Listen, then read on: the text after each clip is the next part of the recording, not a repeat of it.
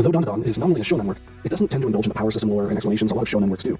It just explains exactly as much as needed to keep the story moving and set up goals for the protagonists to pursue. For example, SEGA is a spirit medium but doesn't adhere to anyone's school or tradition. She can kind of just do whatever spiritual stuff is needed by the story when necessary. Momo has psychic powers, ostensibly because of her familial relation to Seiko, but Seiko doesn't have those, so why did Momo develop them? Doesn't really matter. So the story doesn't indulge in explanation beyond the circle apparently having accidentally opened her chakras while trying to telepathically make her horny. Ultimately, I think this is because the focus of the work is more on the characters and their interactions, and the romantic comedy aspect of the story, which is what makes it stand out and ultimately what I think makes it work so well. A lot of shonen works are clearly most interested in having cool fights and developing this extensive power system with all this detail, explaining exactly why any given character is as powerful as they are, and why other characters are more or less powerful than they are. And oftentimes, the characters themselves and their personalities kind of fall by the wayside in this pursuit. You'll notice that oftentimes the most popular shonen series tend to break away from this basic premise and spend a little more time creating memorable characters and investing the audience in them, along with the world the story takes place in some cases. Even if they may be later in their run, fall into that same shonen rut of endless fights and power system explanations and characters one-upping, outsmarting, or this isn't my final forming each other, and the series just managed to continue coasting at a high popularity level based on their previous quality.